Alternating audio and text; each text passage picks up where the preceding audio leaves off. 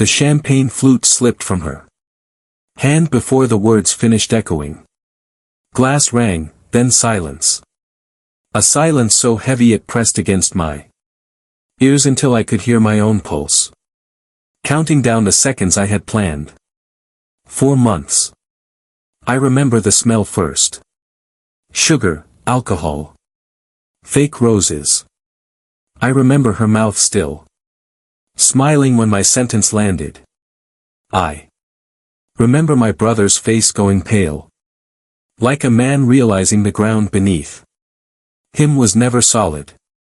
No one moved. No one breathed. And in that stillness, I felt calm for the first time in 90 days. I was the husband everyone trusted.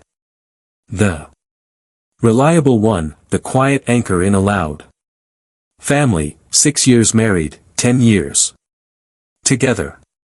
I built a life with her hands in mine and my back turned to the room, believing loyalty was a mutual language. My brother was the opposite of me. Charismatic, reckless, always forgiven. He borrowed money and never repaid it. Borrowed apologies. Borrowed time. I never thought he'd borrow my wife. Her family adored me. They said I grounded her, balanced her, made her better. I let them believe that. I needed them comfortable, unquestioning. Her sister, though she watched, always watching, quiet like a locked door. The first sign wasn't a message or lipstick, or a late night. It was her voice. She started explaining things that didn't need explaining. Little alibis volunteered like confessions she hadn't rehearsed. My brother began showing up unannounced, staying too long, leaving too quickly. Once I caught them exchanging a look that didn't belong to me. It lasted a heartbeat, but it lodged behind my ribs and refused to dissolve. I told myself I was tired, paranoid. That love makes cowards of logic. Still, I started listening harder, counting minutes, noticing how often my name was used as a shield. The proof came on a Tuesday. Ordinary days always carry the knife. Her phone buzzed while she showered. I didn't plan to look, but it buzzed again and again. Urgency has a sound. The message wasn't poetic, just coordinates. A time and my brother's name saved under a lie. I sat on the bed and let the water run. Let the meaning settle like sediment. Later, I drove past the place, parked 2 streets away, watched my brother enter like he belonged there, watched my wife follow, adjusting the necklace I bought her. I didn't cry.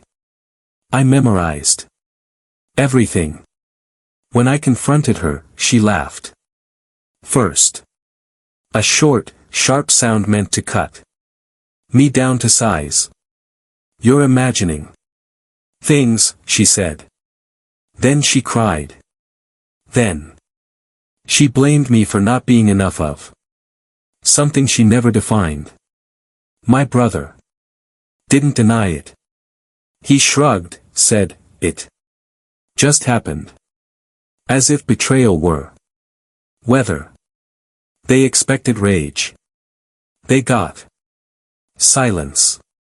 That unsettled them more than shouting ever could. I didn't leave. I stayed. I learned patterns, tracked timelines, collected screenshots, receipts, recordings.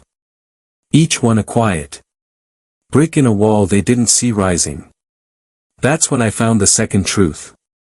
It wasn't 3 months. It was longer.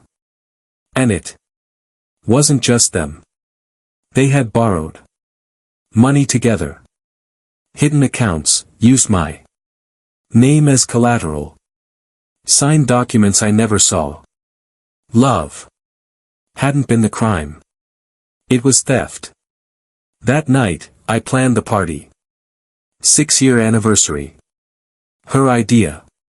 I encouraged it, expanded the guest list. Paid for everything, invited her parents, our friends, my brother. I let her rehearse her speech for days, timed mine to follow. When she raised her glass and smiled about commitment, I stood. My voice didn't shake. And 3 months of you sleeping with my brother. The truth doesn't need volume. But I gave it one anyway. Her mother collapsed. Her father screamed my name. Like I was the criminal. My brother tried to leave and found the doors blocked by eyes. I didn't stay for the fallout. I had already delivered the spark. Her sister found me outside. Wrapped a coat around my shoulders like she'd been waiting for this moment, too. You okay? She asked. Not sympathy. Assessment. We left together.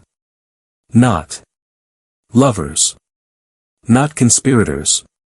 Just 2 people stepping out of a burning house. By morning, the files were submitted, banks notified. Employers informed, everything I gathered found its way to the right desks. The collapse was quiet, assets frozen, charges filed. My brother stopped calling. My wife sent messages. That shifted from rage to fear to nothing at all. I sit alone now. The noise is gone. The lies have no oxygen. I didn't destroy them. I simply stopped protecting them from themselves. Revenge isn't loud when it's done right. It's clean. It leaves space where chaos used to live. I don't miss her. I miss who I thought she was.